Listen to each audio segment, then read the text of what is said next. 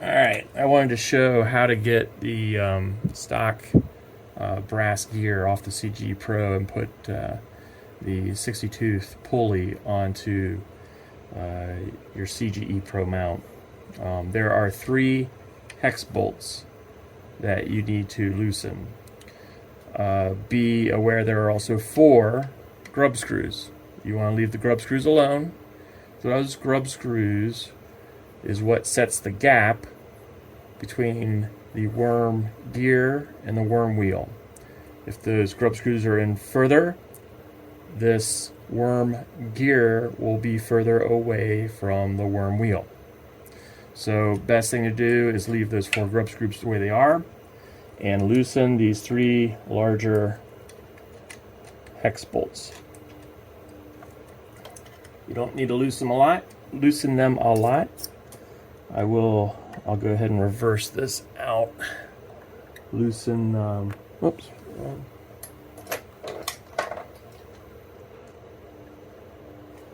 I'll loosen the stepper motor here so we can make slack on the belt.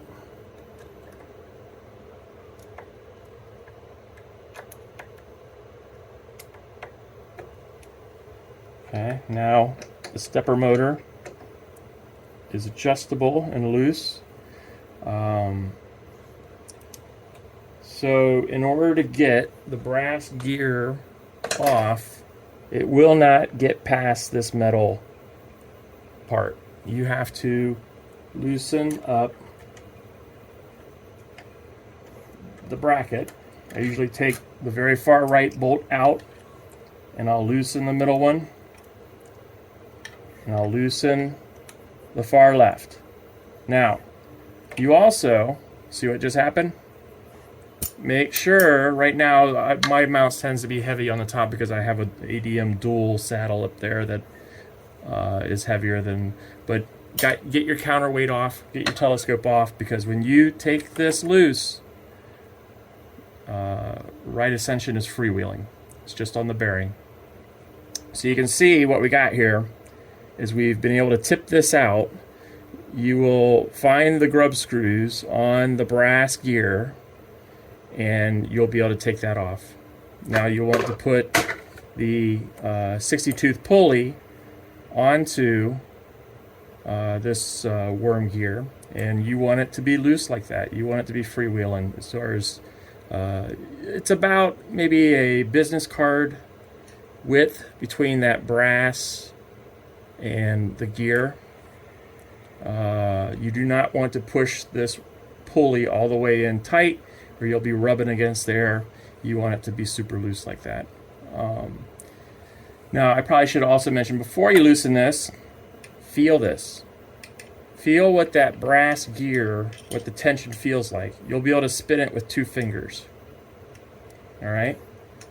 So when you do put in your new pulley, you'll be able to feel, okay, does this feel like the same tension? If not, if it got tighter, if it got looser, I would refer to the instructions that I include with the kit. It's the official Celestron how to set the gap on your worm gear and your worm wheel. You will find some people will have a spring-loaded worm gear to worm wheel. This is just a regular worm gear to worm wheel. There's no spring-loaded tension on this. My declination has that bracket, but my right ascension does not. It's just a straight up gear, no spring-loaded worm gear. I do not know which one is newer or what Celestron did, why they changed, which one they preferred, etc., etc. All I know is that some mounts have spring loaded on both. Some mounts just have the spring loaded on deck. All right, see how that rolled in there? You want to make sure that you're not tooth on tooth. You want to make sure now when you spin, you got those gears meshed. Put in the third one. The other thing to watch now is this is cast aluminum. You are tightening these steel bolts against cast aluminum. So do not over tighten. You will strip the threads. So I go in, and do an even tightening, one hex bolt at a time. Go very slow, tension things up, go back to the first one. You want to evenly set this down and tighten it up. You don't want to over tighten.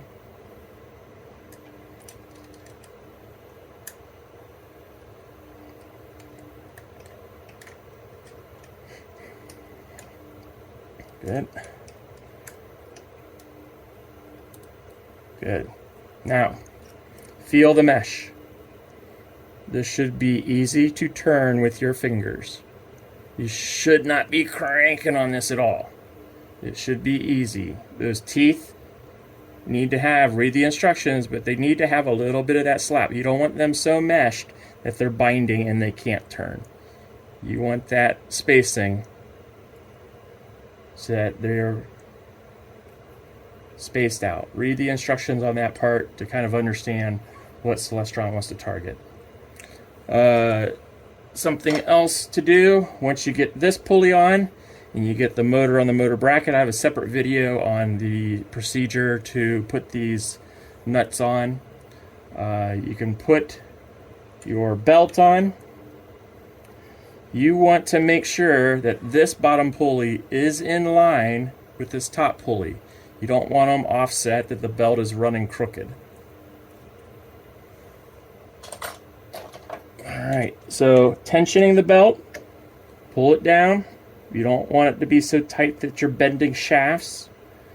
Just bring it down, feel it. Right in there. You just got to use your head, use common sense, feel it. Yeah, that's not bad at all. The teeth of the belt and the teeth on the worm, or I mean on the pulleys, is what's doing the work, not this tension. Let the teeth do the work. You do not have to go crazy tight on this. You will bend the shaft on the stepper motor. You could even bend the shaft on the worm gear. Double check everything, make sure you're nice and feels good, that you're not over tight, and really that's about it. Double check everything, tighten everything down. If you want, you can put some nail polish or blue thread locker on these bolts. These are lock nuts, so they're not going to back off, but do make sure you tighten them down. I usually use a pair of pliers to hold that nut while I'm tightening the other side. If you want, you can do blue. Don't use red permanent. You want to use blue thread locker on these grub screws. I've had a problem with my mount that the 4 grub screws started coming loose and moving on their own, and I would get this binding. I'd be using my mount, and a month later it's like, why is this so tight?